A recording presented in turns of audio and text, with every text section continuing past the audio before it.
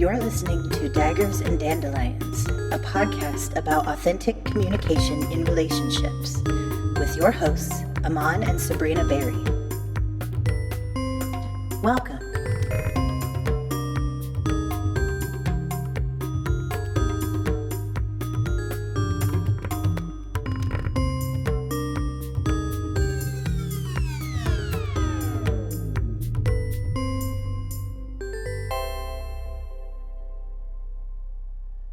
Okay, test. Let's pretend like we're talking in our thing. Haha, this is our show. What?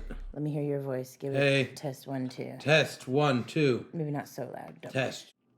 Greetings, listeners. This is episode 2 of Daggers and Dandelions. I am your co-host, Sabrina. I am joined by my husband. Aman Berry. Very good. Thank you. All right. Well, I tried really hard. You've made it this far here. We're starting our next journey. The main overall arc. That was you, not me. Good Lord, it was nobody. I don't know who that was. Okay, anyway, well, it was a mystery. The main overall theme of this episode is going to be troubleshooting. Oh, here, I've been holding it the whole time. Okay, we're back. I forget how much we started on the first Should we redo the... Well, welcome to the second episode here. You made it through the first one. That was so much fun. You survived. We have so much more to say and to share. So it's fun. And also, actually, here today, Happy Father's Day to those of you who that applies. Got to speak with my Faja today over the Zoom. My dad, R.I.P. Yep, that's true. Thinking of all of those, whether you're earthbound or not. All the fathers out there. The woke term is embodied. Okay. Well, so today, though, to focus on what our aspirations and desires are for this episode here, we're calling it troubleshooting. We ourselves found ourselves troubleshooting through some various conflicts today that we found ourselves faced with. So I suppose it's coming from someplace real, and we can just dive in. Yeah, so let me take a little bit of public ownership of this. I can be an asshole sometimes. Aww. And also, I tend to overwork myself in my field to the point of burnout. Mm-hmm. And in doing so, Sabrina was really awesome today because she, we were talking about positive mental bias last time. And she was like, hey, you're kind of off right now. And and then she was like, what's really going on with you? And that really gave me a moment to pause. I'm like, well, let me feel. So I went inside my body. And I felt that I had a lot of anger. So we were able to work through that. And she was really calm and patient with me. And in this instance, yeah, it was completely me that was in the wrong. And we were able to take a day that was headed for a disaster and shift it to a better course. So if you'd like to speak to that a little bit, that'd be wonderful. Well, yeah, and that it didn't just come out of nowhere, though. So, our mental bias toward one another is just a happy, loving, grounded state, right? Right, that's our foundation. That's our base. So this morning I was presented with something other than that, getting woken up, and that's, you can go into it. It's what just Aman comes into the bedroom just asking me this question. He was doing something nice for us, signing us up for something, a program online, but he needed my password, and that was fine overall, but just I didn't really appreciate the way in which he sought out that info. Because my brain doesn't always prefer going from 0 to 5,000 right away, especially on my day off. Fair, which is fair. That was a little bit of tension there, but I appreciated that he was doing something for us, so I was willing to go help. I helped him out, achieve that initial task, and I was, that kind of resolved. And okay, I was able to go back to bed, kind of relaxed. Here we go. But then throughout the morning, just Aman made more and more decisions, which were he was making poor decisions. Go ahead. Well, you're getting first of all, this is about personal shit. Yeah, first of all, you called me and you're like, "Hey, do you want some breakfast?" And I was like, "Oh no, thank you. I wanted to make, I can make us some breakfast here at home. Let's save the money." The details of that. And well then we'll scratch it. Okay, so then Can we do this? Yeah, we'll throw this out. But where do we want to pick up then? I don't want to like be upfront about my actual like what actually happened specific wise. Okay. Why don't we actually keep this bit because it shows how we're legitimately communicating, like through this. Like this is an authentic moment. Yeah. Yeah. So Behind the scenes. I Okay. think we should just be a bit more general and be like, I was trying to. You just made decisions that weren't in your greatest interest, but the decisions, the actions you took they gave you instant gratification, but in the long term just weren't, wasn't the best decision. And I have a history of that.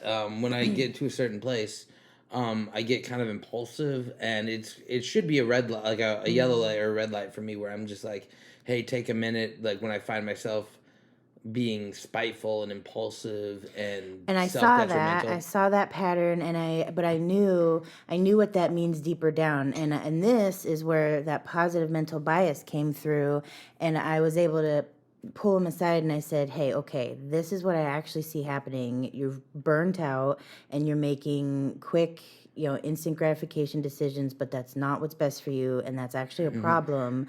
And I'm saying this because I love you, and I know you call me out when I'm doing similar things. So we actually need to get through this. You actually need to face what's going on so that we can change the course of this day and have a positive day and not be on this spiral making bad decisions. So because of that, and we did, and so I asked for a little bit more privacy because it's important to have these conversations in a private space. So we went to the room and we talked it through. I was like, she was like, "Where's this coming from?" And I went into it a bit. I was like, I feel overworked, and I feel like the amount of effort I put out is not in relationship to the amount of perceived reward I think I should get for it financially in this instance. and I can totally relate to that myself. Right.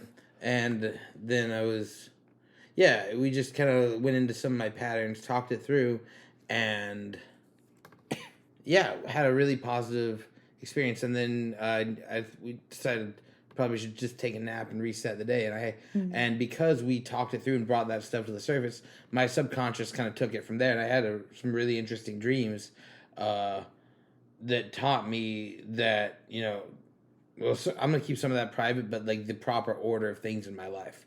And it was really, really potent and really powerful experience.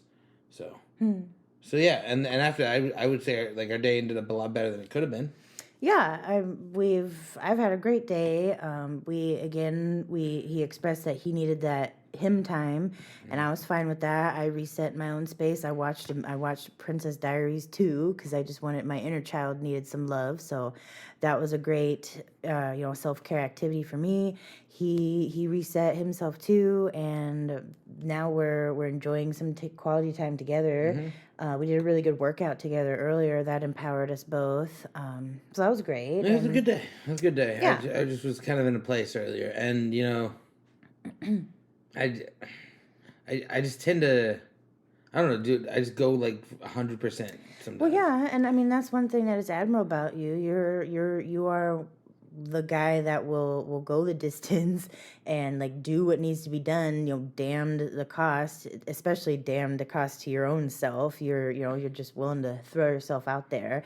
But I have to encourage the recover and the restore and the recharge aspect of that, because you can't just do that and then not burn out and not need that, actual tending to yourself and not just going for instant gratification things that that don't even really help, that actually hurt in the long run, and in some cases even physically. More ways than one. Yeah, and she's really good at helping me like when I get to like the edge sometimes. I get to the edge, honestly the edge of my sanity. Like, and sometimes I cross that bridge a little bit. Yeah, and really, having that partner that realizes like, hey, when you're acting this way, maybe something else is going on. I try to do the same for you. Yeah, definitely. Wouldn't you say that? How like we do that for each other? Yeah, totally. And it's like I think I heard a comparison. It might have even been on one of those reels on social media, but like a partnership or a marriage, it's not necessarily 50-50. It's, if you can only pull 20 one day, I'll get the, 7 or 80. whatever. Yeah, I can't do math. It's okay. I'll do Yeah, the you 80. actually can. I Like, way can. better than I me. just froze in the moment. I forgot what number I was adding up to. It's But okay. so it's like we pick up each other's slack. Some days I'm the stronger of the two. Other days it's certainly him. And but a lot of the time we're balanced, and we're yin yanging, and we're being our Slanging and he's in his divine masculine, I'm in my divine feminine, but the yin yang, there's a little bit of the other in the other. So we're there's that balance, but it's fluid, and it's changing, Right. however it needs to. And that, again, because we love each other. And even though I saw him struggling with these specific issues of his today, I love him. I want to be that mirror and just show him, hey, this is what I'm seeing, let's work through this together. And even if all I needed to do is just be there for him as he worked it out himself, he just has that support and that that rock, and then he feels safe to go through his stuff. And yeah, like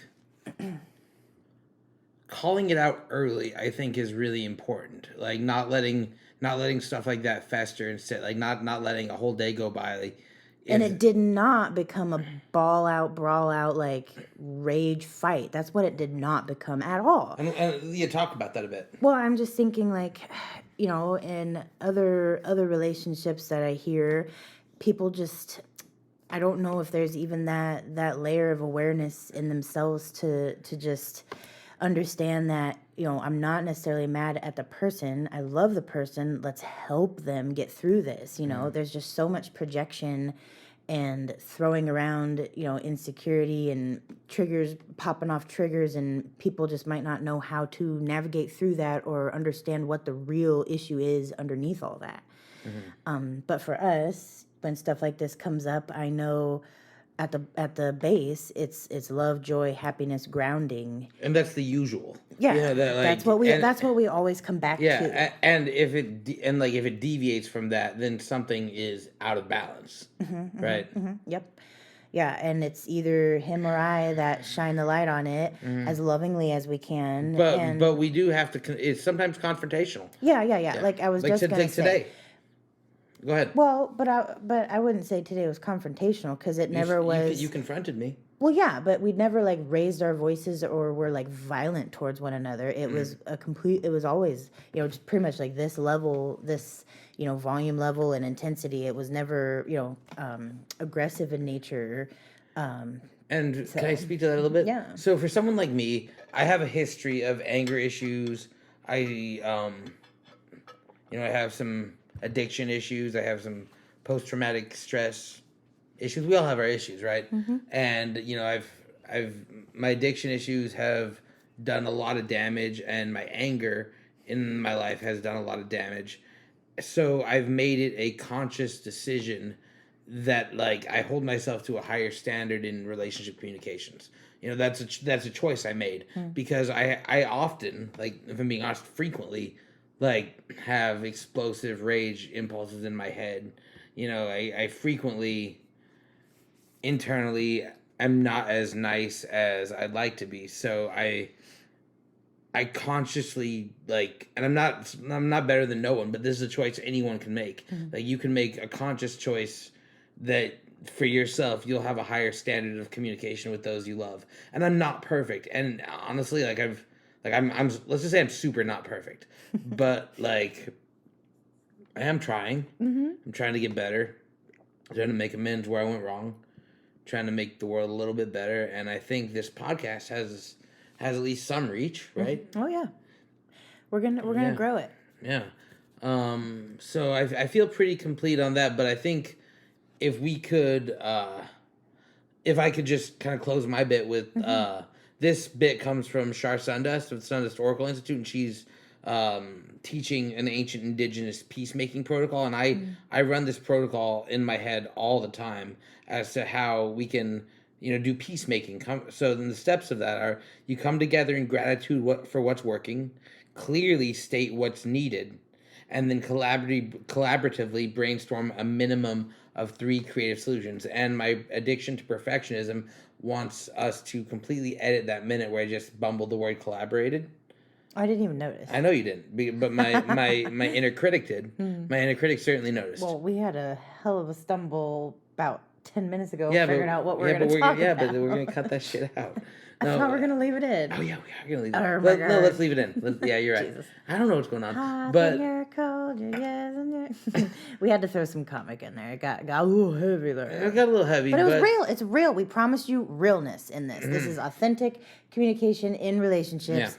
101. This is a master class, right? Front but door. but we don't want to come Front off as seat. like pretentious, because like No. like we're no better than anyone. No, I'm saying like we were the students of our own lives today. Right. You know, we're constantly, just every day. It's like we're making the choice every moment.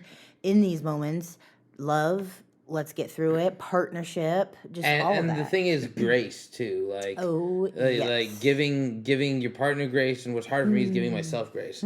Because True. I'm harder on myself than anyone else. But sometimes I can project that inner critic onto my partner. And that's something I think like we need to be aware of. Like, are we projecting our own self-critical voice and like externalizing that in our relationships? That's something we really need to watch for. For sure. That's something I need to watch for. That's Same. I'm really on a journey of self-improvement, and I think coming and opening up with this podcast is kind of part of that. So that's all I really got to share today. Would you have any closing thoughts? Well, no, I'm glad we're doing this. It's freeing to be, vulnerable, but also just coming from someplace real, and just it's all heart-centered. The love is extended to all you listening as well. So hopefully this is landing on well-receiving ears, and hope it makes whatever difference it needs to make for you. Of course, then, if you do want to reach out and with any specific questions or comments, please, we want to make this interactive. We want to get to know you and answer your questions or whatever. So we might at some point take calls. I don't know. We'll figure that out. But Aman, you want to share your email again? Yeah, you can get me at sifuamanberry@gmail.com. And I teach martial arts. I'm a Qigong massage therapist, transformative coach, and I dabble in the realm of paranormal investigation from time to time. Sabrina. All right. Well, again, thank you for listening. This is our second episode of something that we really feel passionately about, and we're just so stoked that you shared it with us. We'll see you on the next one. Catch you on the flip side.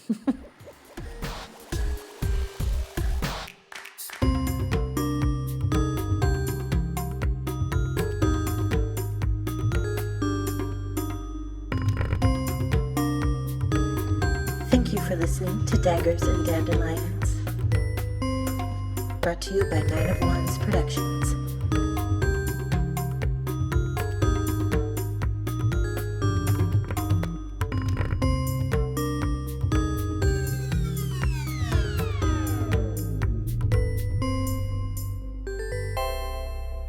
All right, let's do it. My intro was good. Okay. Let's just scrap this. Start over.